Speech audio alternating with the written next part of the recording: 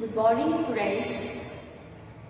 आज हमारा टॉपिक है adaptive e learning. Adaptive e learning या अनुकूली ई लर्निंग। अनुकूली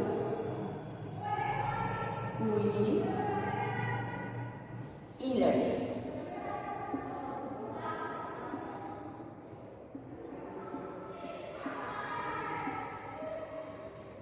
ठीक है। अडेप्टिव ई लर्निंग या अनुकूली ई लर्निंग, जैसा कि आप जानते हैं कि कक्षा में छात्र जो होते हैं, छात्रों में व्यक्तिगत विभिन्नताएं पाई जाती हैंगी। छात्र जो है एक ही टीचर पढ़ाता है, फिर भी छात्र जो है अपने IQ के अनुसार जो है सीखता आएगा। तो छात्रों की जो है व्यक्तिगत विभिन्नताएं जो होती है, अनुकूलित ई लर्निंग इस सिद्धांत पर आधारित है कि प्रत्येक छात्र जो है वो अद्वितीय है।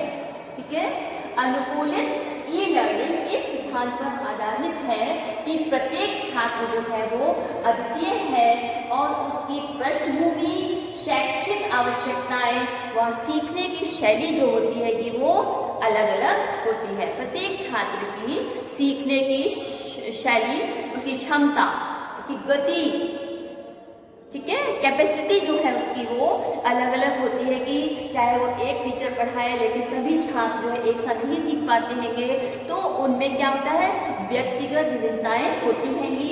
तो अनुकूली ई लर्निंग इस सिद्धांत पर आधारित है कि प्रत्येक छात्र जो है अद्वितीय है और उसके सीखने की जो शैली है, क्षमता है, गति है, वो जो है अलग अलग होती है। अनुकूली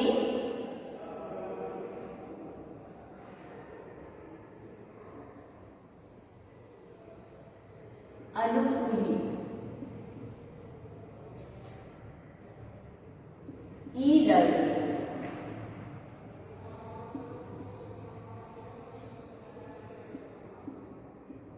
इस सिद्धांत पर आधारित है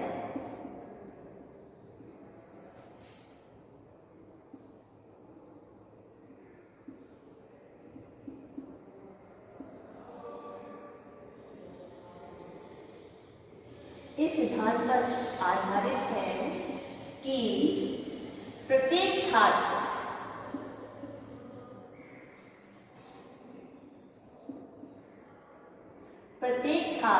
अद्वितीय है।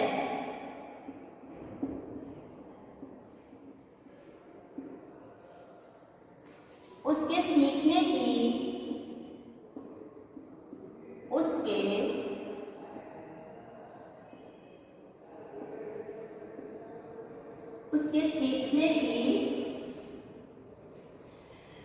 उसके सीखने की जो है शैक्षिक आवश्यकताएं व सीखने की शैली, उसके सीखने की शैली,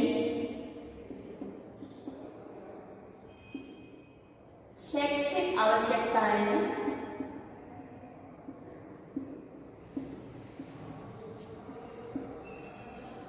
ठीक है, शैली, शैक्षिक आवश्यकताएं और उसकी पृष्ठभूमि व उसकी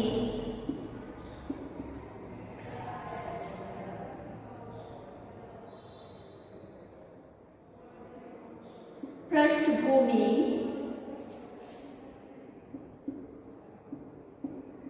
अलग है। तो अनुकूली ई लर्निंग का उद्देश्य है उन विभिन्नताओं को पकड़ने, यानी जो अडेप्टिव ई लर्निंग है इसका उद्देश्य जो है उन विभिन्नताओं को पकड़ने और उन्हें सामग्री और प्रशिक्षण प्रक्रियाओं में अनुवाद करने में सक्षम हो रहा है। ठीक है। अनुकूली ई लर्निंग का उद्देश्य विभिन्नताओं को पकड़ने व उन्हें सामग्री और प्रशिक्षण प्रक्रियाओं को अनुवाद करने में सक्षम हो रहा है, जो कि प्रत्येक व्यक्तिगत छात्र के लिए प्रासंगिक है।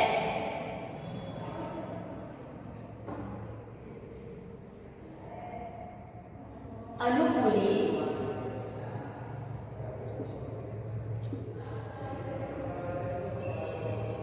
ई लर्निंग का उद्देश्य, अनुकूली ई लर्निंग का उद्देश्य,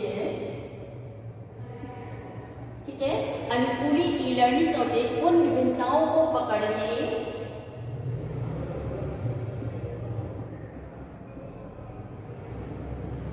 उन विभिन्नताओं को पकड़ने,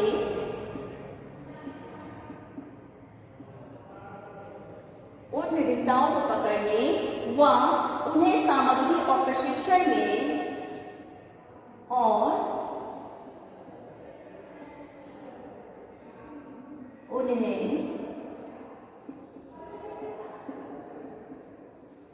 सामग्री व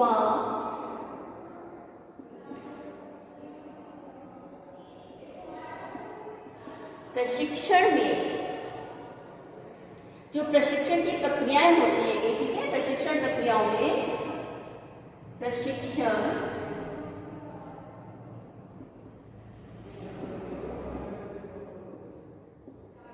प्रशिक्षण प्रक्रियाओं में अनुवाद करने में,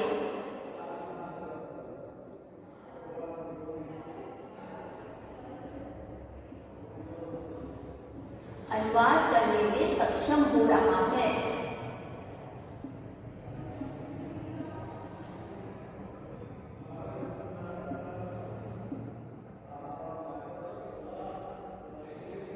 जो प्रत्येक व्यक्तिगत छात्र के लिए प्रासंगिक है, जो प्रत्येक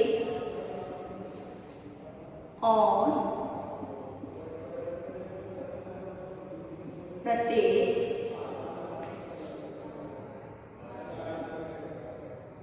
व्यक्ति के लिए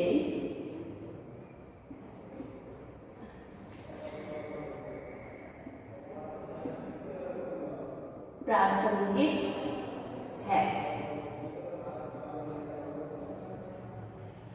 ठीक है। तो ये आपका अनुकूलित ई लर्निंग का उद्देश्य है।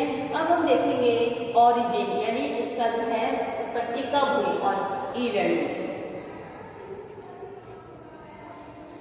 The origin of adaptive e learning.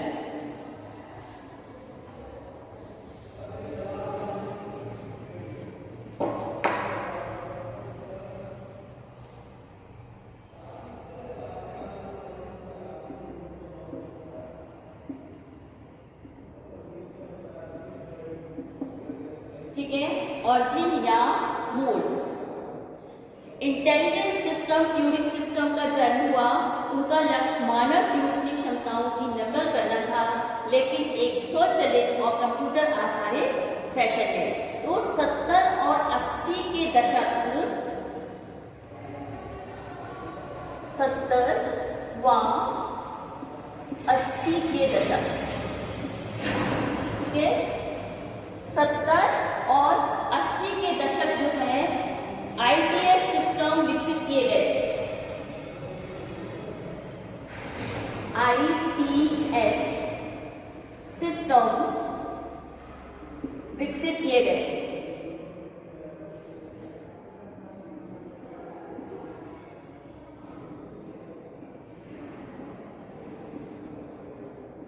कब किए गए थे? 70 और 80 के दशक ITS सिस्टम विकसित किए गए, जिनमें scholar Sophie,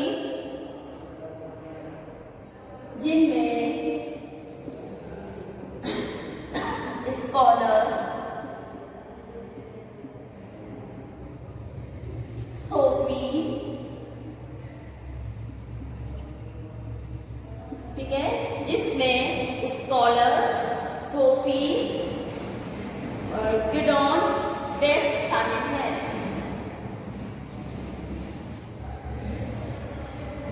don waste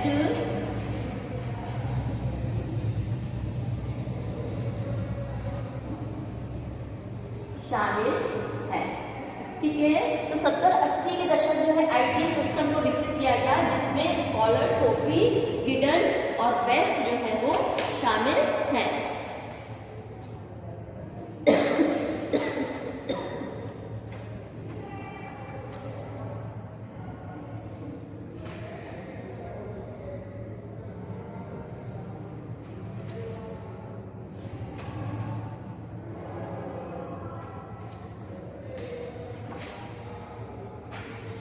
world wide web, ठीक है, world wide web, WORLD,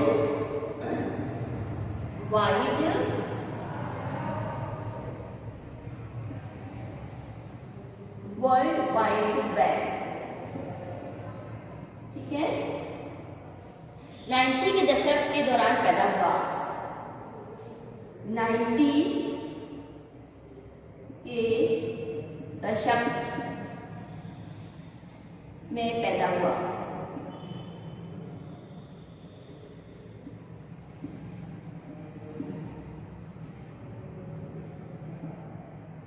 world wide web, जिसको हम कहते हैं WWW, ठीक है। तो वर्ल्ड वाइड में जो विकसित हुआ तो अध्ययन के नए क्षेत्रों ने उस जन का अनुसरण किया। जो हमारी स्टडीज थी उन्होंने जो है अध्ययन के क्षेत्रों का जो था वो अनुसरण किया।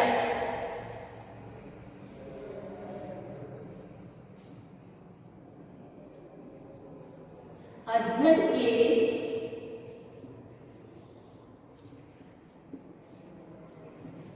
नए क्षेत्रों ने, अध्ययन के क्षेत्रों ने उस जन का अनुसरण किया।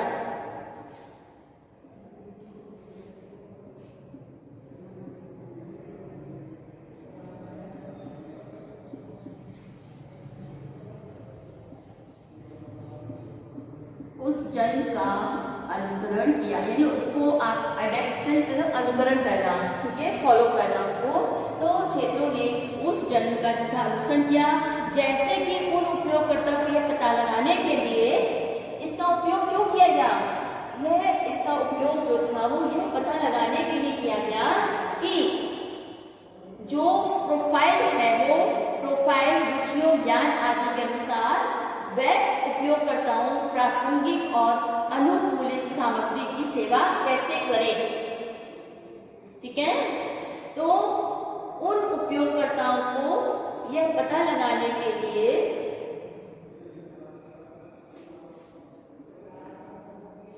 उन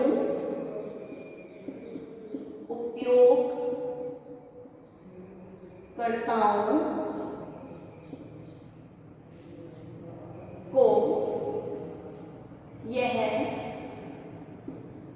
पता लगाने के लिए,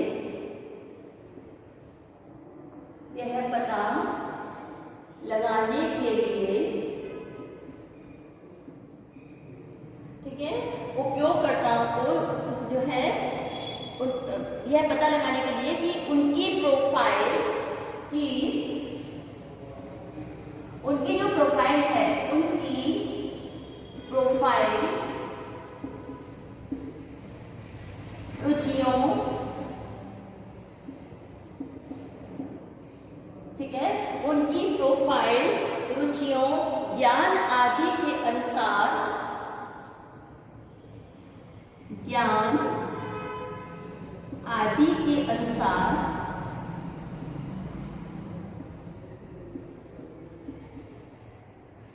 ठीक है, ज्ञान आदि के अनुसार जो उनका वेब है, ठीक है, वेब उपयोगकर्ताओं,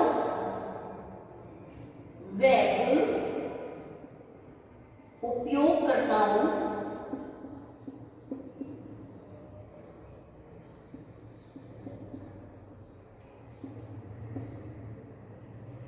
वेब उपयोगकर्ताओं के प्रासंगिक और अनुकूलित सामग्री, प्रासंगिक व अनुकूलित सामग्री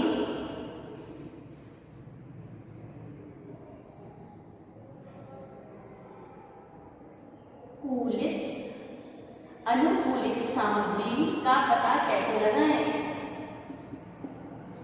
ठीक है, अनुकूलित सामग्री जो है की सेवा कैसे करें?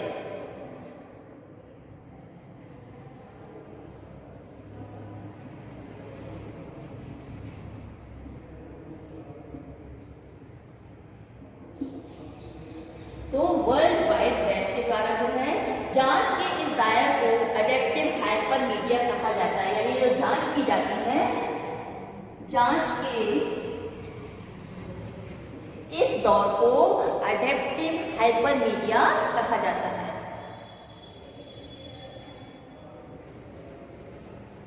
जांच का जो स्टेप है, ये जांच के इस दौर को अडेप्टिव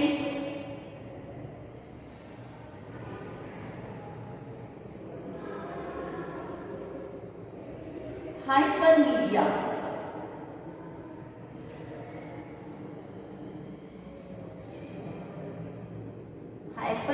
कहा जाता है।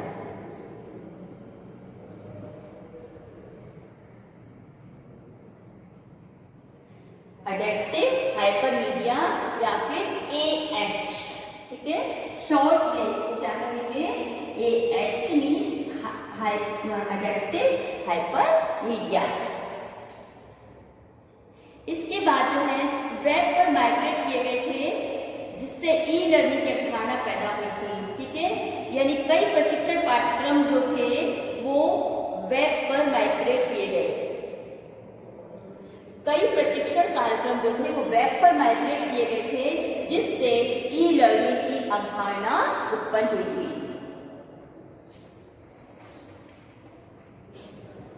और आज जिसको हम इंटरनेट पर प्राप्त कर रहे हैं, ठीक है, यानी जो अडेप्टिव हाइपरमीडिया है, इसको कहा जाता है अडेप्टिव हाइपरमीडिया में जो है विभिन्न प्रशिक्षण कार्यक्रम जो थे या पाठ्यक्रम जो था उसको जो है वेब पर जो है माइग्रेट किया गया, और जिससे ई लर्निंग की अवधारणा उत्पन्न हुई थी, और जो कि आज हम इंटरनेट पर जो है प्राप्त कर रहे हैं।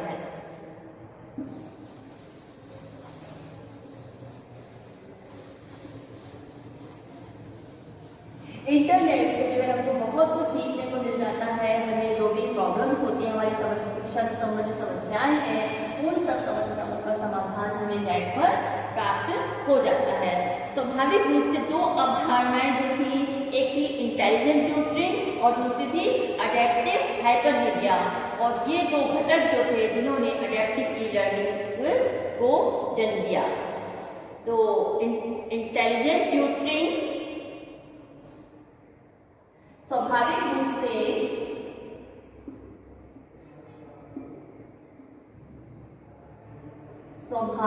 रूप से दो घटक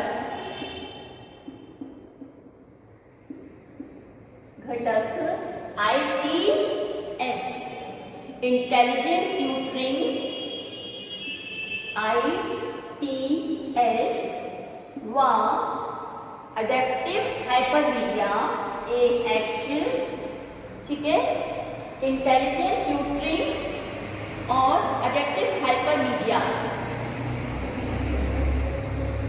के दो घटक बन गए, जो कि अडेप्टिव ई लर्निंग का बीज है।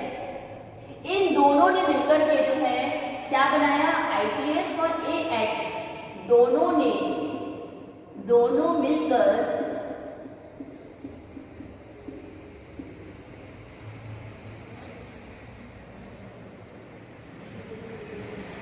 Adaptive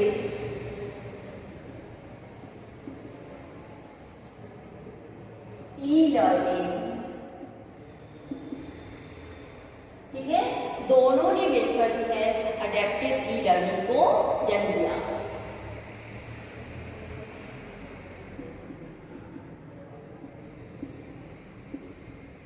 ITS intelligent tutoring and adaptive hypermedia.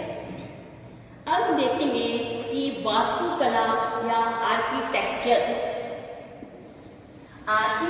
क्या है इसका?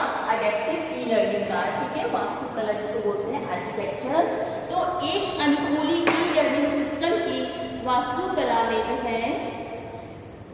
वास्तुकला में जो है निम्न भाग होते हैं। एक अडेप्टिव ई लर्निंग में, एक अनुकूलित ई लर्निंग सिस्टम की वास्तुकला में निम्न भाग होते हैं। Architecture of adaptive e learning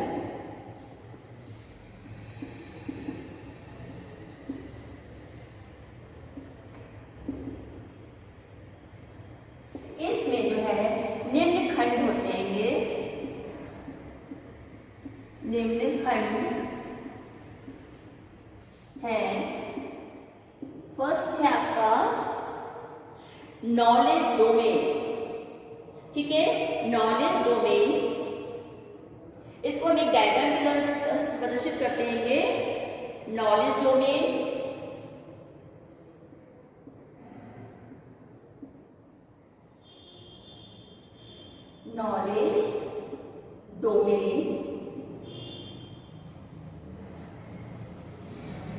ठीक है।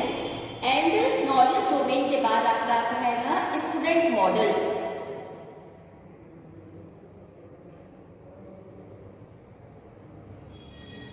स्टूडेंट मॉडल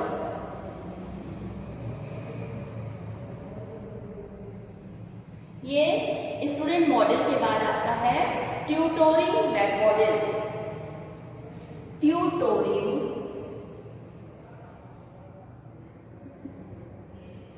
ट्यूटोरिंग मॉडल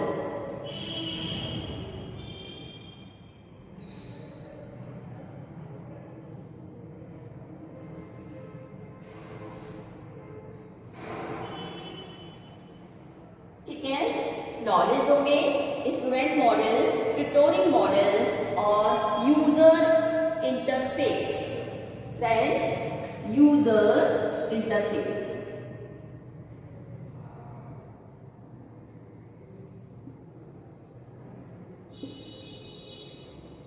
ये इसके जो है खंड होते हैं। किसके?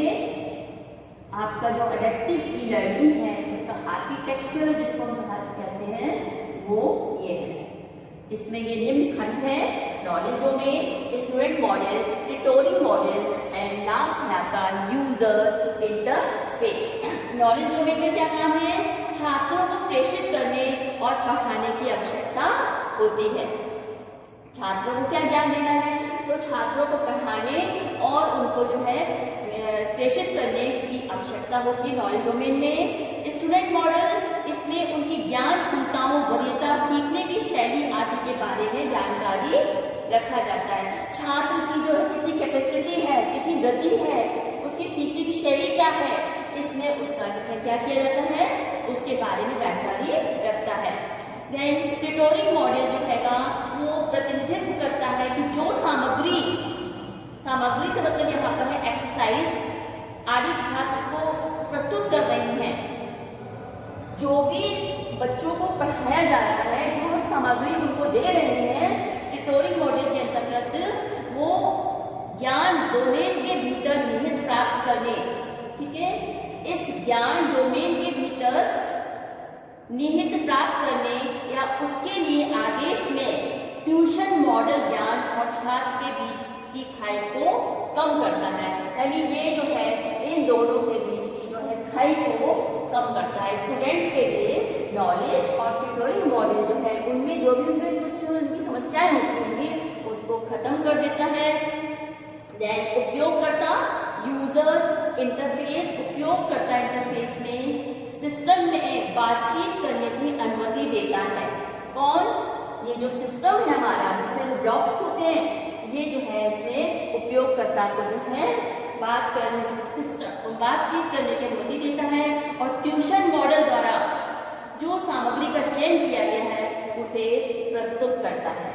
ठीक है, इसमें तो उनको बातचीत करने का अवसर देता है और ट्यूशन मॉडल जो है, ट्यूटोरिंग मॉडल जो है, जो सामग्री तैयार की गई थी उसे चयन करके उसे जो है प्रस्तुत करता है।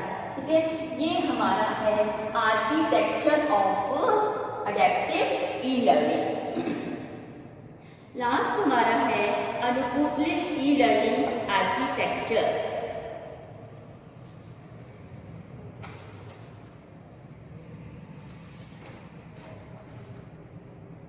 अनुकूलित वास्तविक कार्यान्वयन, इसका फंक्शन कैसे किया जाता है, किसका, अडेप्टिव ई लर्निंग का। ठीक है, functioning of adaptive e learning. Functions में जो है वास्तविक कार्यान्वयन या रियल इम्प्लीमेंटेशन। ठीक है, द रियल इम्प्लीमेंटेशन, द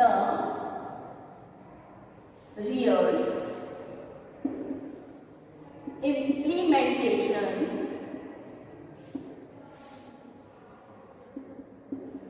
आप उसका इम्प्लीमेंटेशन, का क्रियान्वयन जो है वो कैसे करेंगे। ठीक है, तो फर्स्ट पॉइंट है अडेप्टिव ई लर्निंग, जो कि आज हमारे पास जो बाजार में है, उपलब्ध है, उन सभी के बीच महत्वपूर्ण अंतर है जो मुख्य रूप से अपने ट्यूशन मॉडल के साथ करना है और उस तकनीक किसी उपयोगकर्ता को दिखाई जाने वाली सामग्री के बारे में निर्णय कैसे करें। इसके लिए दो संभावनाएं होती है। किसी भी सामग्री के बारे में हम जो भी विषय वस्तु तैयार कर रहे हैंगे, एक्सरसाइज तैयार कर रहे हैंगे, उसके बारे में निर्णय लेने के लिए, ठीक है, किसी उपयोगकर्ता को निर्णय कैसे करें, जो हम सामग्री यूज कर रहे हैं उसका निर्णय कैसे करें, इसके बारे में यह जो है हमें क्या करता है, अनुकूलित अडेप्टिव ई लर्निंग हमारी हेल्प करता है। फर्स्ट है नियम आधारित प्रणाली। इसमें दो संभावनाएं होती हैं कि पहला है नियम आधारित प्रणाली, नियम आधारित प्रणाली,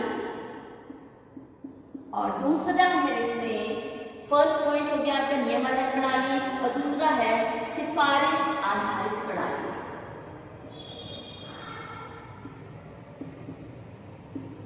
सिफारिश आधारित प्रणाली।